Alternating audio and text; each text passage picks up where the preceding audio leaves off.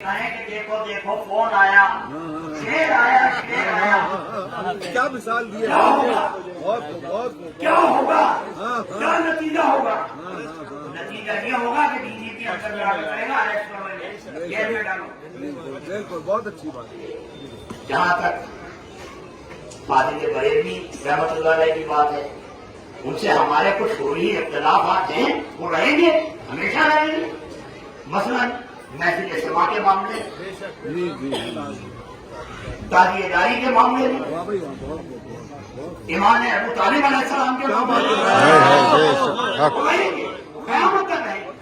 کتنا ہی بڑا چشتی ہو، میں سب سے پہلے چشتیوں کا ذکر کر رہا ہوں، کتنا ہی بڑا قادری ہو، کتنا ہی بڑا سہروردی ہو، کتنا ہی بڑا نقشبندی ہو، جتنے بھی سلاسل ہیں، کوئی بھی مسلک ہو، کوئی بھی فرقہ ہو، وفا کتنا ہی بڑا ہو۔ اللهم صل على محمد وآل محمد۔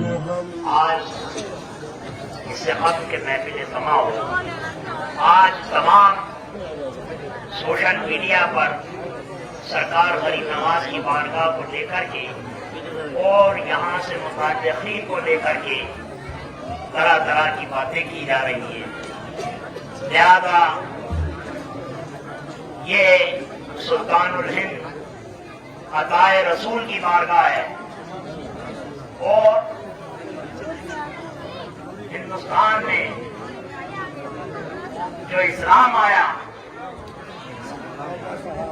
حضور سرکار غریب نواز کے خطبوں کی برکت ہے۔ بانداز نبوت دین کی تبلیغ فرمائی، بالفاظ دیگر پیغمبر ہندوستان آجا۔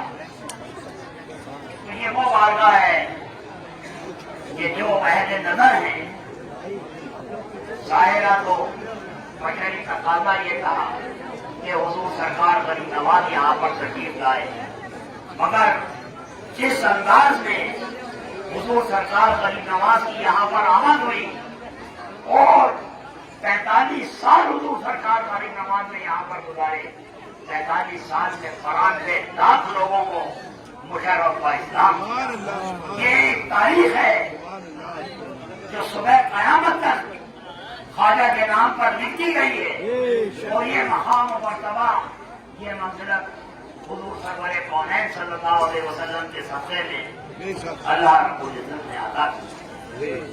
تو بات لمبی چوڑی کرنے کی ضرورت نہیں ہے، بات یہ ہے کہ آج کل جو باتیں چل رہی ہیں، جو لوگ تبصرے کر رہے ہیں، طرح طرح کی باتیں ہیں، اس میں تمام جو عاشقین ہیں، تمام جو چاہنے والے ہیں، ان کی دل شکلی ہو رہی ہے۔ صرف بات اتنی سی سمجھنے کی ہے، اختلاف کیا ہے؟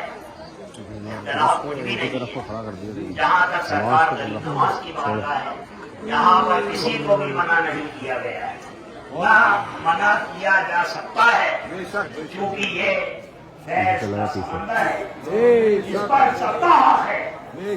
کسی کو بھی یہاں پر کسی نے بھی منع نہیں کیا ہے۔ جو آج کل باتیں ہو رہی ہیں، تو میں سمجھتا ہوں تھوڑا سا خلاصہ یہاں پر تاکہ یہ پیغام لوگوں تک جائے۔ بات اختلاف صرف اس بات کا ہے، ایک دینی اور ایک دنیاوی، دونوں مثال دینا چاہتا ہوں۔ بارگاہ رسالت مآب صلی اللہ علیہ وسلم، مدینہ طیبہ، مدینہ منورہ، گنبد خضرا، ہمارے آقا و مولا حضور سرکار دو عالم صلی اللہ علیہ وسلم کی بارگاہ میں جب ہم حاضر ہوتے ہیں، ہاں وہ کتنا بھی بڑا چشتی ہو، کتنا ہی بڑا چشتی ہو، میں سب سے پہلے چشتیوں کا ذکر کر رہا ہوں، کتنا ہی بڑا قادری ہو، کتنا ہی بڑا سہروردی ہو، کتنا ہی بڑا نقشبندی ہو، جتنے بھی سلاسل ہیں، کوئی بھی مسلک ہو، کوئی بھی فرقہ ہو، وفا کتنا ہی بڑا ہو۔ یہ تو مشائخ العظام کی بات ہے، یہ روح زمین پر مولا کائنات سے لے کر آج تک جتنے بھی مشائخین ہیں، میں ان سب کا ذکر کر رہا ہوں، بہت اچھی بات، کسی ایک کا نہیں۔ اب آئیے علماء حضرات کی بات، تمام محدثین، تمام بڑے بڑے ائمہ، مفتیان، علامہ، فہامہ ہو، کتنے بھی بڑے ہو، میں صحابہ اکرام سے لے کر کے اور آج تک کی بات کرنا چاہتا ہوں۔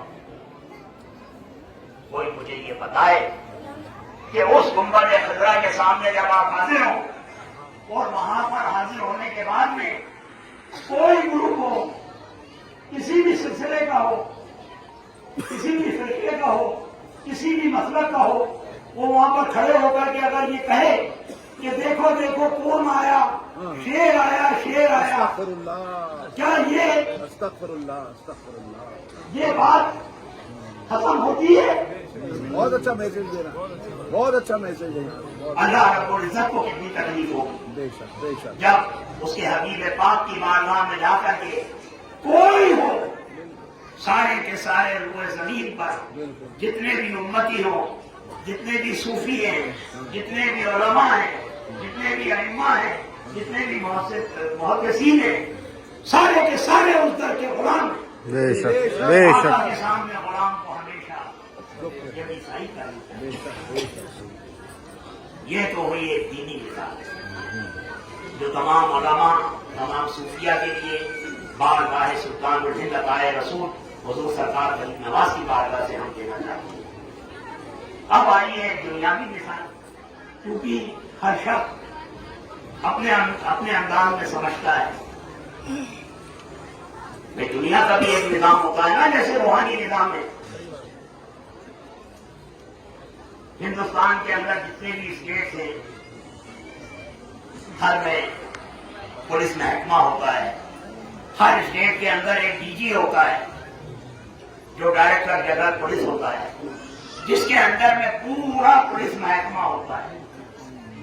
اب کسی اسٹیٹ میں کسی ڈی جی پی کے آفس کے سامنے کچھ لوگ جا کر کے کھڑے ہوں اور معمولی کسی دروغہ کے لیے یا کسی تھانے دار کے لیے ڈی جی پی کے دفتر کے سامنے جا کر کے یہ کہیں کہ دیکھو دیکھو کون آیا، شیر آیا، شیر آیا، کیا مثال دی ہے، کیا ہوگا؟ بہت بہت، کیا ہوگا؟ کیا نتیجہ ہوگا؟ نتیجہ یہ ہوگا کہ ڈی جی پی اندر جا کے کہے گا اریسٹ کرو انہیں، جیل میں ڈالو۔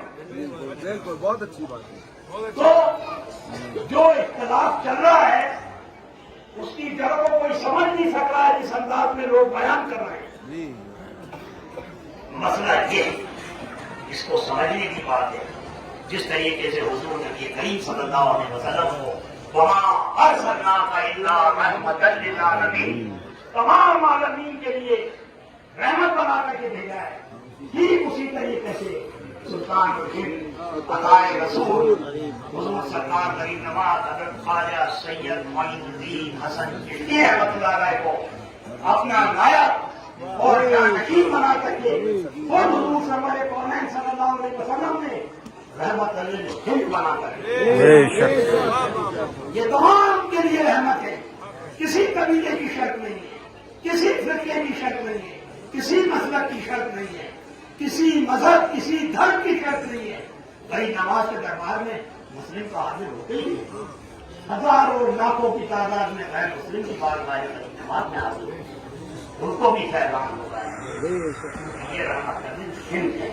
لہٰذا آج کے اس دور میں جو حالات ملک کے چل رہے ہیں وہ تمام لوگ اس سے واقف ہیں۔ لہٰذا ہم جمیع خدام خواجہ کی جانب سے یہ پیغام دینا چاہتے ہیں، سلطان الہند عطائے رسول کی بارگاہ سے روبرو آتا ہے نور آستانہ عالیہ کے سامنے سے کہ آپ کسی بھی مسلک سے آپ کا تعلق ہے، کسی بھی فرقے سے آپ کا تعلق ہے، ہر شخص کا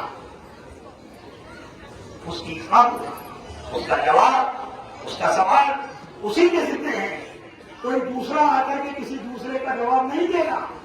لہذا اللہ تعالیٰ نے سب کو اپنے صحیح بتا دیے، آپ کے اپنے سے جو بھی آپ جس کو بھی مانتے ہیں، جو بھی اچھا سمجھتے ہیں، آپ کا جو بھی اپنا عقیدہ ہے وہ آپ کا نجی معاملہ ہے. جی دین پر کسی کا جبر نہیں ہے, بے شک کسی کا بھی جبر نہیں ہے. لہذا آپ اپنے ذہن کے حساب سے اپنے عقائد کے اوپر قائم رہیں, لیکن صرف یہ میسج دینا چاہتا ہوں جمعیت خدا میں خواجہ کی جانب سے کہ آپ کسی بھی مسلک سے آپ کا تعلق ہے, آپ اپنے عقیدے پر قائم رہیں, لیکن کم از کم کلمے کی بنیاد پر آپ کو ایک جگہ متحد ہونا پڑے گا. یہ میسج خلی نواز کی بارگاہ سے ہے, وہ جہاں تک ہو اس کو پہنچا دینا.